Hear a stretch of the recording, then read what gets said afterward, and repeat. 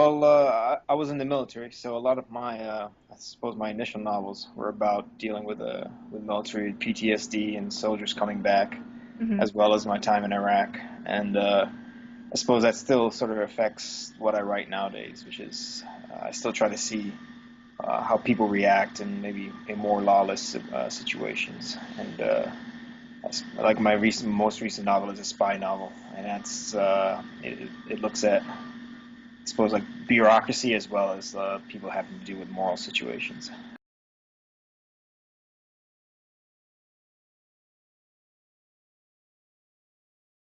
How many books have you written so far? About four, no, five novels, sorry, and a couple Five. Wow. novellas. Yeah, yeah. Okay. All those are Nice. novellas, I should say. So, but I've been writing for like almost 10 years. So, Okay, and what got you into it?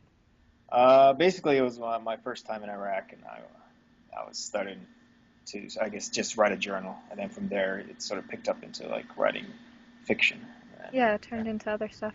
yeah, so.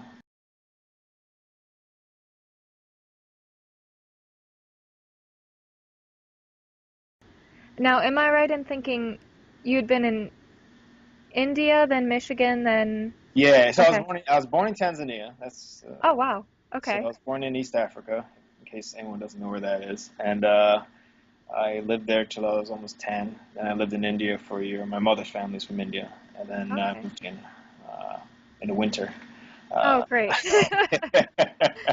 a year after that, and that was pretty interesting. But I like Michigan, and Yeah. it's a great place. So yeah, And it's now good. you're in the Bronx?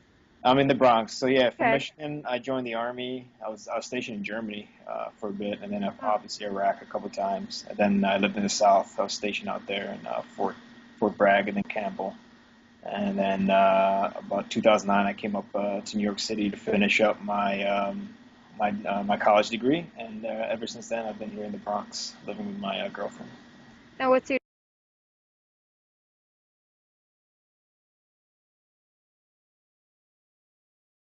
now what's your degree in?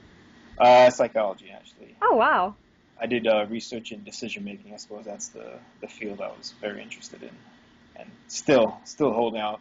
I might do research. It's I don't know. Yeah, it was a very interesting field. I was going to do economics, and then behavioral economics. I suppose was it's a pretty popular field. But I went to a decision making class, and the professor had me hooked from there. So Wow. yeah, it's pretty interesting. Now I'm gonna feel like you're analyzing. No, no, no. Decision making is, I guess, less of that. I guess maybe it kind of just kind of looks at like overall, it's less about to deal with like personalities or anything Mhm. like that. So it's where like business and economics and psychology all meets, kind of. Yeah. So Yeah, speaking of personality, yeah.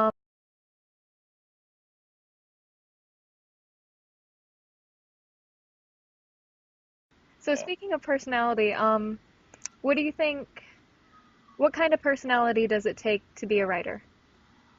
I guess you meet all kinds. I think the biggest thing is perseverance, right? And maybe unchecked ego. I don't know. I hope not. But you have to kind of have to keep going at it, right? So you have to be able to grind out work, no matter what. I don't think many people hit a home run the first time around, but Yeah. it's uh, it's yeah, perseverance. I think is the biggest thing.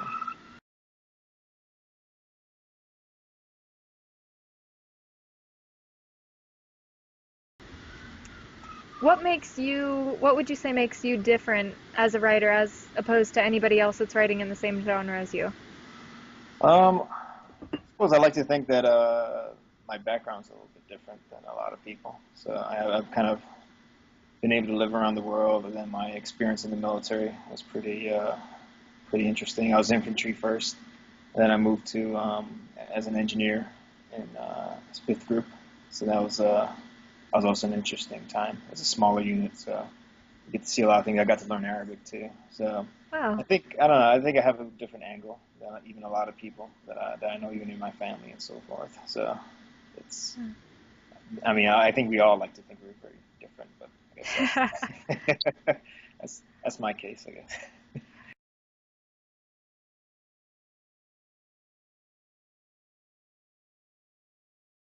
So is there one particular experience from being in the military that made you want to write?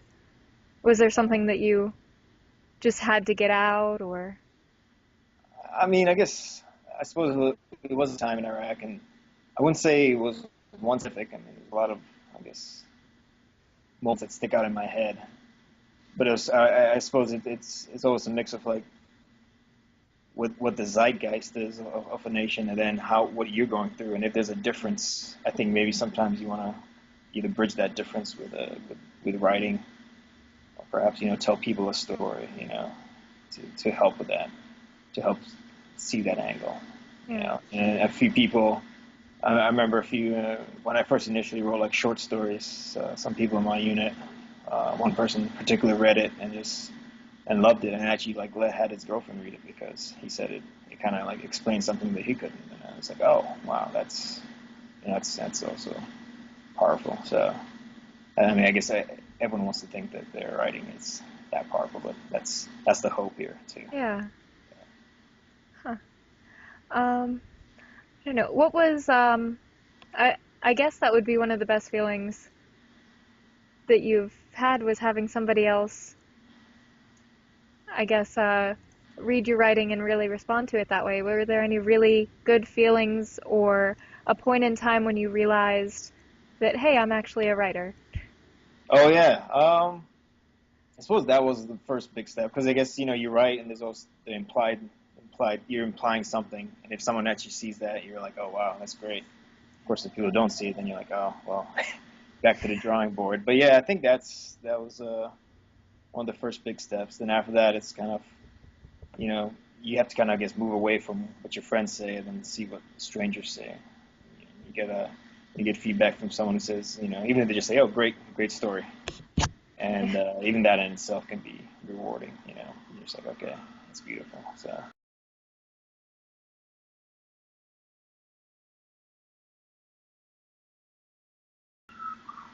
So, being born in Tanzania and then moving to Michigan, I mean, what were you like as a kid? Um, I think it was pretty normal, pretty like laughing and having fun and all that. I wouldn't say there was anything horribly traumatic. I mean, Tanzania is in Africa, but it's a very peaceful country, so it's very you know played and explored. And there you just have to watch out for snakes and whatnot, right?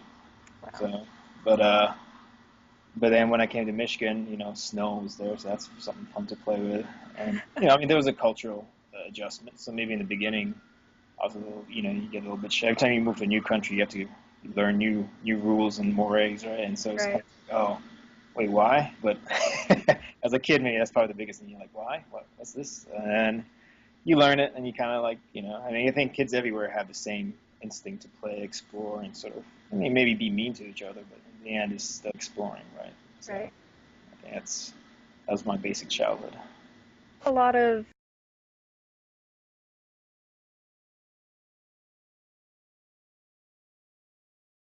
a lot of writers are also big readers as well. So, who are some of your favorite authors?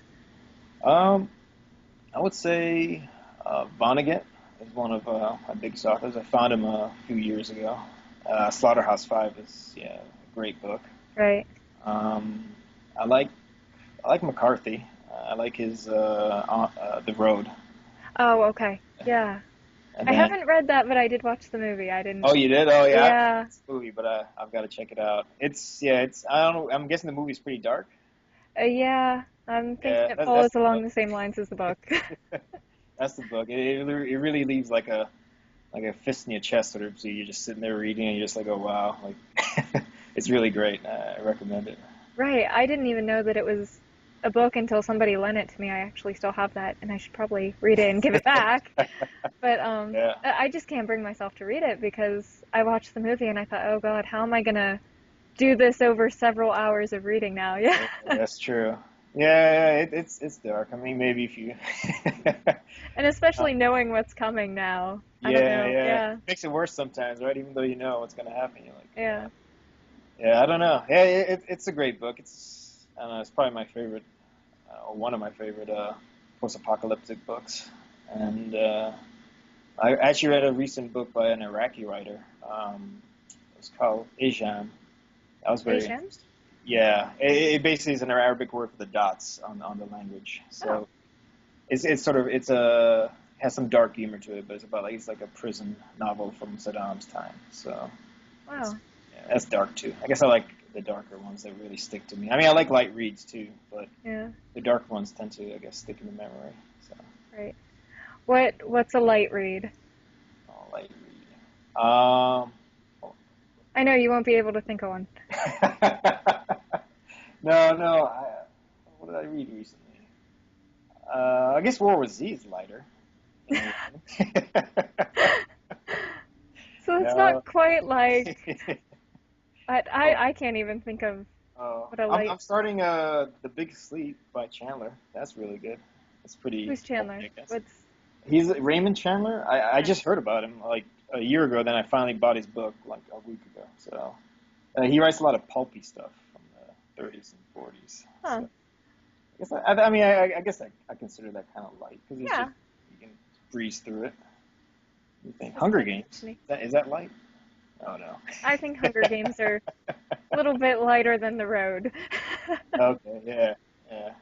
Yeah. I'm trying to think. Yeah. No. That's all I can think of at the top of my head. Yeah, I do like lighter reads, but I can't remember yeah, any. they don't quite Yeah. stick as well, maybe. They're good. They're good to have. I guess Game of Thrones. There we go. That's light. Okay, Yeah. That's really good. I read the first three. Haven't yet gotten to the fourth and fifth. So I haven't started them. yeah. They're on my list.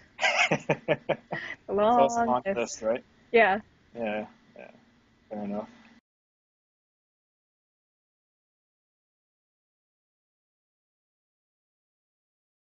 The books that you write, is it mostly it's fiction then, right?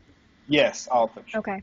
So are those characters based off of people that you know in real life that you've known, or is it a mix of different things? Where do you get I guess what I'm asking is where do you get the inspiration for your characters? I suppose a lot of them are either mixes or yeah, almost all of them are blends of like some people I know. Sometimes they end up just being one.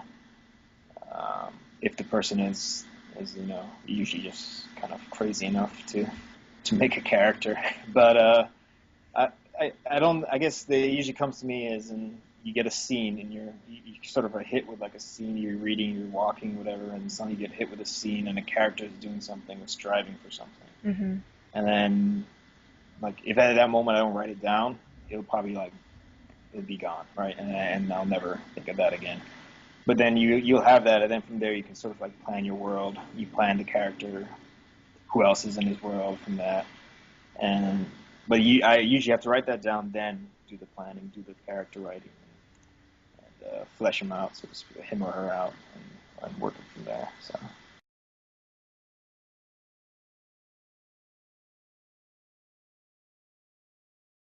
So how do you know whenever you're done writing a book or editing? editing. Oh, well, writing. Well, I usually just do a first draft Mm-hmm. all the way through. I don't. Some people go back and forth and edit during it, but I do a first draft. I know I'm done when. I mean, these usually either the character's changed enough or he or her has I guess defeated whatever battle, and it doesn't have to be a battle per se, but just whatever obstacle has been put in their way, and they've come to a sort of resting place. If it's usually at that point, I kind of cut it off. So maybe a little bit of introspection, but that's it. And then with editing, I've gone through several processes. The best process is just to cut and Cut some so more. basically, so the first draft, everything goes right. You can just put whatever thoughts you have, and you come back later and you cut. And I think I read this from Stephen King's on writing. He said cut 10%. So usually I end up cutting at least 10, if not more. Yeah. So that way you have something. Because I think the first time I wrote my first novel, this was like years ago, and it was in Iraq. And I was like, oh, here it is. And then I went back through it, and I added everything else I thought should be added. And then I read it again, and it's just like it sounds off because you're adding like sort of an extra voice in there, right? There's no, at least for me. And so I stopped doing that. Like, 'cause I wrote and rewrote like several times one novel, and it was kind of painful. And I don't think it was better for it. So, or maybe it was because it was my first time. You kind of have to punished, but it was it ended up being a learning experience. And I was like, okay, you should trust your voice the first time and then cut from there. So that's I guess that's the editing. That when I know the editing is done, is you can read through it and I mean, you have to always put it aside so you can read it with sort of fresh eyes, and then you can hand it over to someone else and have them do the final edits. Now, who do you usually hand it over to? So I suppose there's no one consistent right now. I do a lot of veteran workshops here, and I participate in veteran workshops here in New York, and usually I try to find one or two people who you see how they edit someone else's work, and then if you kind of like what they do, you Yeah. just sort of hand it over, and that's been the process so far.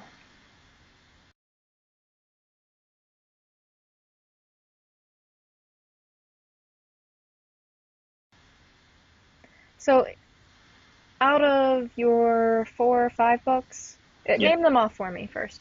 Okay, so suppose there's the struggle. That's a major book. Tree of Freedom, Rebel, and then I have a series, and it's the one When Gods Fail. That's a post-apocalyptic novel, and it's three. So that's six total, but of those six, two are novellas. So Okay. And which one was your first? Tree of Freedom, Okay. yeah.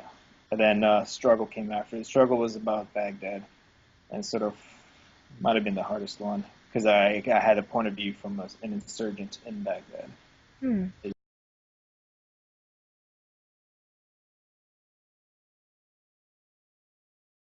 Out of out of all of those, is there a particular scene that you've written that really sticks out to you that um, if you were going to have somebody read just one scene, which one would you pick out of all the books?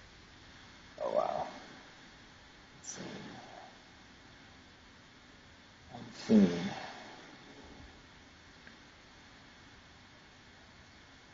Hmm. I suppose it'd be in the one scene. Okay, I'm trying to think. I think of a chapter, but that doesn't really count. Uh, yeah, I guess there's a scene in the struggle that was. It's sort of like it's talking about the Shiite militias, and the guy sort of crosses over into being a little bit more dark or evil, even, and he starts he starts, I guess, torturing his enemies, so to speak. Oh, That's a dark scene. Yeah, yeah. yeah. So yeah, that was yeah. I think that one's it sticks. It sticks.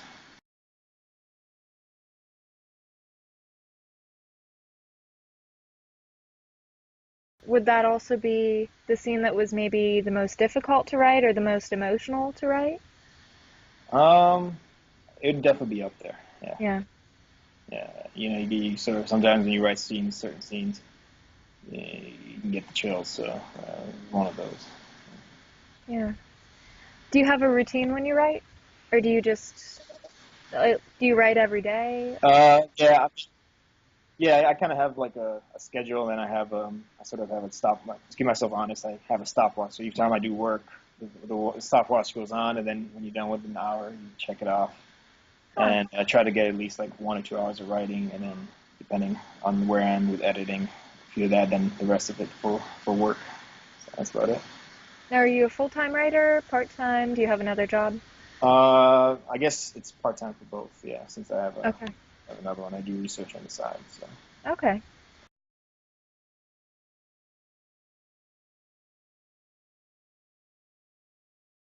Who's been your biggest supporter through all of this?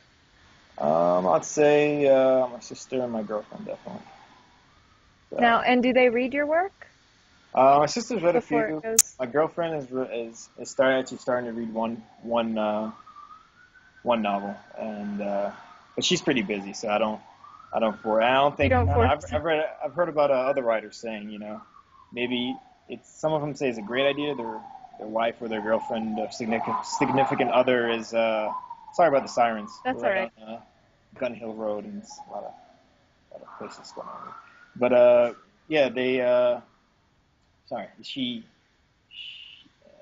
doesn't have much time, but I've heard other writers say that they don't. they either don't, or they either is the worst idea ever to have your significant other edit or read your stuff, or it's the best. So, and usually the ones that have the best have like a professional editor in the house, so to speak. So,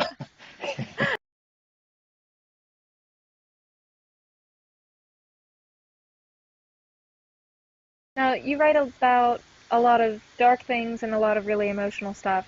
Is there something that you would absolutely never write about? um, in the sense of censoring myself, probably not, but I probably wouldn't write something I felt wasn't either true to the world I saw, I guess, Hmm. or the world I was creating. I would try not to like, I guess, it'd be like anti-censoring, right? So if I felt it was Right. too, if I was trying to push it to be too nice, or be even too dark, just for the sake of it, then I'd like step away from it. Yeah. So even though it's fiction, it needs to reflect the real world somehow. Yeah, yeah. Right. At least that's my fear.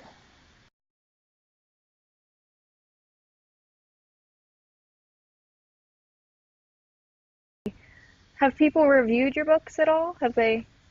Yeah. There've been a few reviews. They've been either, I guess, they run the gauntlet, so to speak. Like one of them has been extremely bad. Oh no.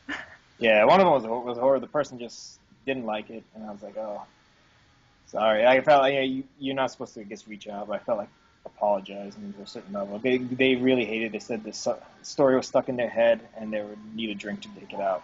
And so I was like, oh Oh well, no. yeah, that's sad. That's that's some really strong writing though, and I don't know. So in one, you at least got a reaction, right? yeah, On the other hand, I don't want to drive someone to drink, so right. That's probably not why you got into this. yeah. But other people, and I guess they just say, good story, and I think, Right. oh, that's that's good. So can't complain. And other people enjoy the writing. I think it's very strong. Enjoy what they think, and that's always good too. So. Yeah. What's But the but best but thing? also the negative ones stick. Right. I remember That's that. with anything, I think. Yeah. And to replay those in your head. What's the best thing that you would be able to hear? If Well, somebody were to review and tell you the best review you've ever had, what would you hear? I've heard them say the book at least changed the way they look at the world a bit, even a slight angle. 'Cause I think that's the books I remember. Like they kind of shift your perspective a bit, and that's if someone wrote that, that would definitely be the strongest thing I could hear.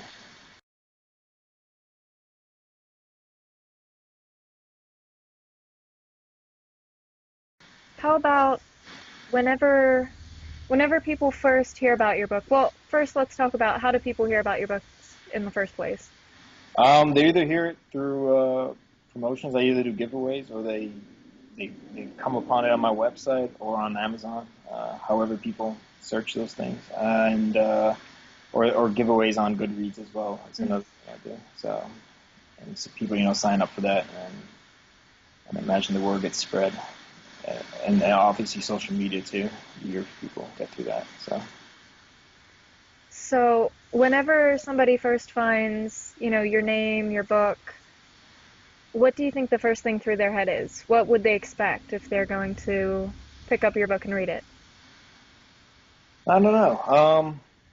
It's hard to say. I want them to just say, okay, this is a writer who takes the prose seriously, and this is you know I'm asking for their time, so I imagine that's the first thing I want them to think is that obviously I respect that, and I want them to be enveloped in a world it's been well thought out.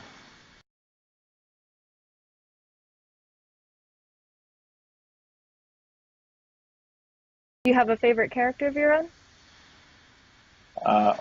My books or someone else's?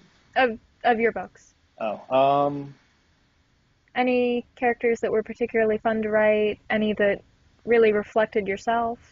I suppose they all reflect, at least the main characters can reflect some of yourself. Right. But one that sticks the most in my head.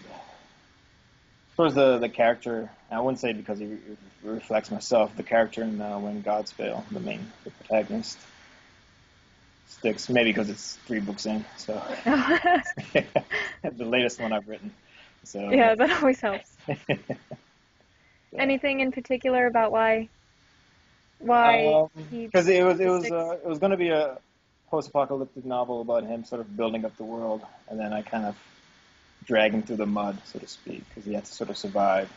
And I guess he's coming around, but he will, I guess, in morally and like in the world, he'll have to like sort of pay for his sins. But maybe that's why.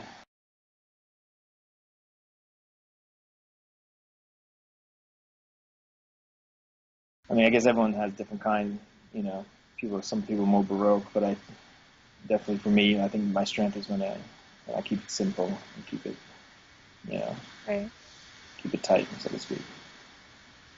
Well, and I think whenever we were talking about the authors that you like to read, I think that's along the same kind of style of, very Yeah, yeah, that's true. not even simple, but very concise.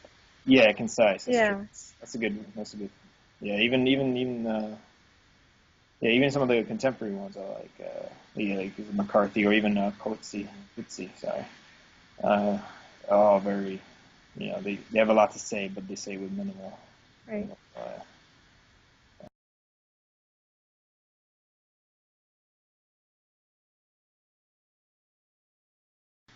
Now, is there ever a time that you get jealous of other authors and what they've written, or up and coming authors that you see like, oh, why Oh can't yeah, I? why did they sell 100 million and I didn't? Right. Why is 50 Shades of Grey on the top? Oh yeah, yeah, yeah. I mean, I guess maybe there's always some like, oh, why wasn't that me? But I mean, like something like 50 Shades of Grey is not what I write, so it's kind of like, okay, yeah, good for them. Someone's reading it and someone's been inspired by it. So maybe it's not Conrad or Dickens, but so be it. Not everyone needs to Right. read that. So I don't know. I guess no, no. A lot of times, no. There's not much. Maybe initially there was more, but now you kind of like, yeah, I know what I write. It's maybe a little bit different than a lot of people write, so Right. I understand that someone else is gonna have more success with something else, and I understand a lot of it's luck. So Yeah. like that, some book gets picked up and just immediately just blows out of blows everything out of the water, and good on them.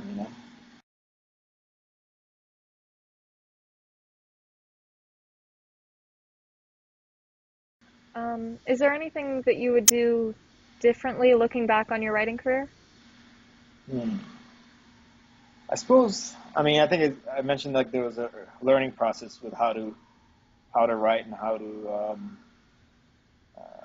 edit. Yeah. But I wish I'd learned that earlier. That would have been saved a lot of rewrites and trashing. I guess the other thing was also I always waited for Muse to write initially. I mean, I guess this Oh, was Interact, so I always waited for that. But I mean, sometimes you just have to make sure, like I said, every day you set aside a certain amount of hours and you write no matter what, because it's kind of you have to do it. You have to.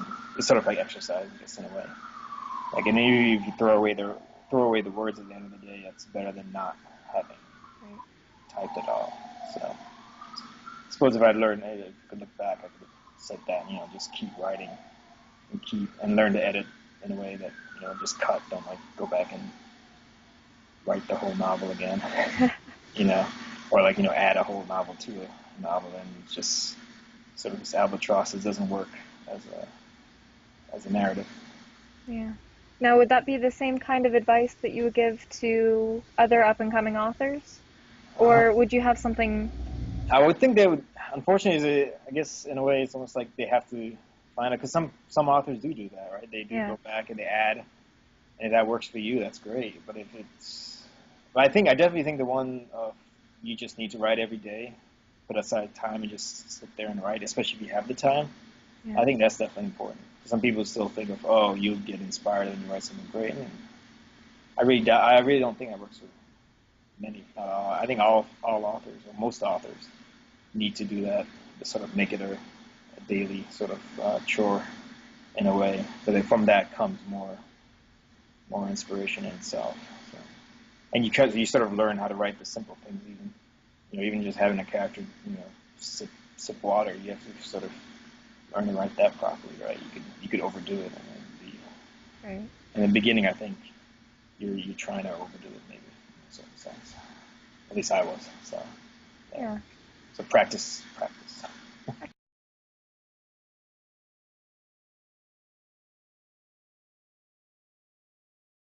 of people do you think are most interested in the books that you write? What's your Uh, kind of target reader, I guess?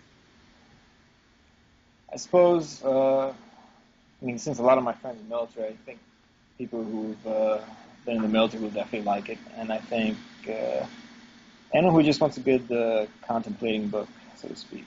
If you want something really quick and fast, unfortunately, no. But if you want something that's contemplative, and yeah, give it a try.